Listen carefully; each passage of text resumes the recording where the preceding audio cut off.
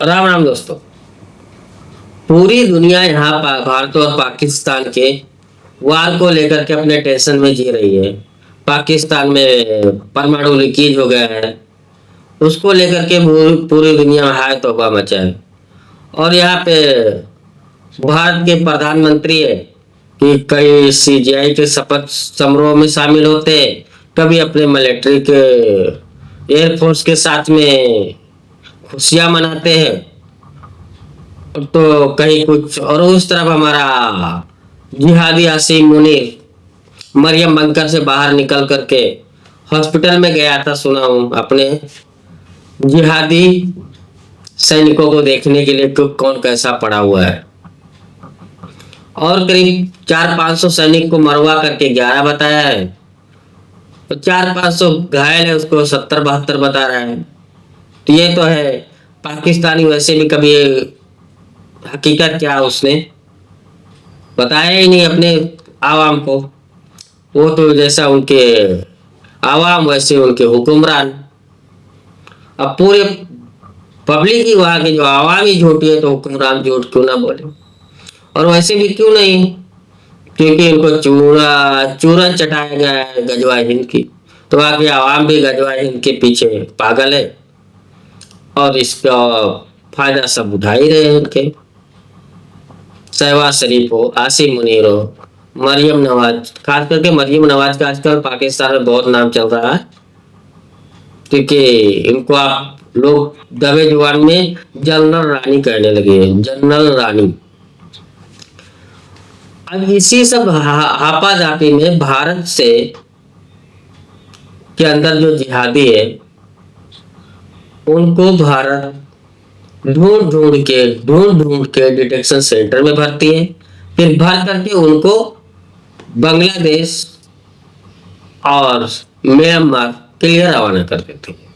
हाँ, आप लोगों ने सही सुना है, भारत की जितने भी भारतीय जनता पार्टी के शासन वाली स्टेट गवर्नमेंट है, वो चाहे उत्तर प्रदेश रहने दो, राजस्थान रहने दो, आसाम रहने दो, या जितने भी है, बिहार रहने दो, हर जगह से जो रोहिंग्या और बांग्लादेशियों को ढूंढ ढूंढ करके इनको पहले डिटेक्शन सेंटर में लेकर जाया जाता है। और जो डिटेक्शन सेंटर में पहले है, उनको उठाया जाता है, किसी को अंडमान निकोबार के समुद्र किनारे छोड़ा जाता है, किसी को बांग्लादेश की खाड़ी को छोड़ा जाता है कि आप लोग अपना अपना रास्ता निकल के अपने अपने देश के लिए निकल लो, और चाहे तो समुद्र में डूब के मर जाओ, इससे भारत सरकार को कुछ लेना देना। लेकिन हाँ, ये मुहिम जो है ना, बहुत तेज चल रही है। महाराष्ट्र, अपना मध्य प्रदेश, राजस्थान, आसाम, उत्तर प्रदेश, यहाँ से सबसे ज्यादा काल आज बने हैं रोहिंग्या और बांग्लादेशी। इसमें आप लोग विश्वास नहीं करते, इसमें अधिकतर आईएसआई के जासूस बन जाते हैं। इसी देश में रह करके शांति से उनको खाना नहीं है, अपने देश से तो भाग करके आए, अपने देश का तो ये बंटाधार किए और भारत में भी आकर के भारत का बंटाधार कर रहे हैं।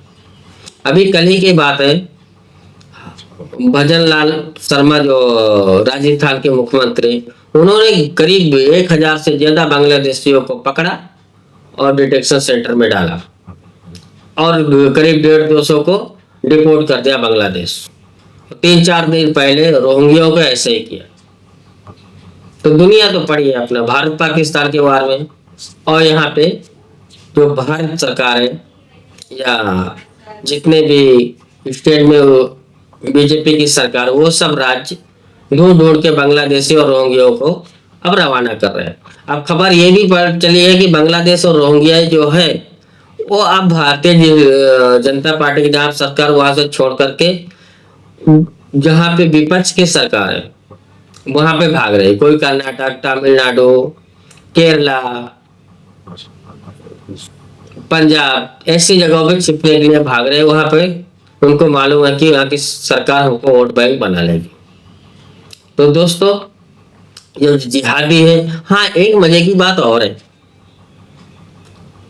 जिस दिन प्रधानमंत्री मोदी जी ने देश को संबोधित कर रहे थे, उस दिन पहली बार ये बोला कि हमारे देश के 130 करोड़ जनता का ये देश है।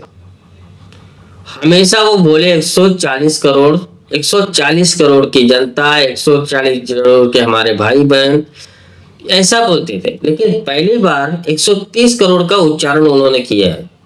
अभी इसका मतलब क्या ये पता नहीं है। दूसरी तरफ ये 10 करोड़ जो है ना, ये जिहादी है, जिहादी जो बांग्लादेशी म्यांमार से आए हुए हैं और जो हमारे यहाँ भारत विरोधी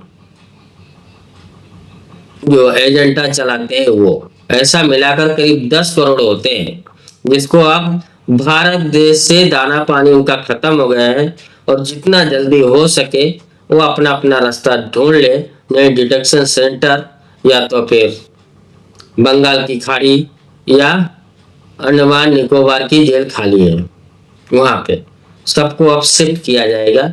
इस चीज को खास करके जिहादियों ध्यान देना। जय हिंद, वंदे मातरम, भारत माता की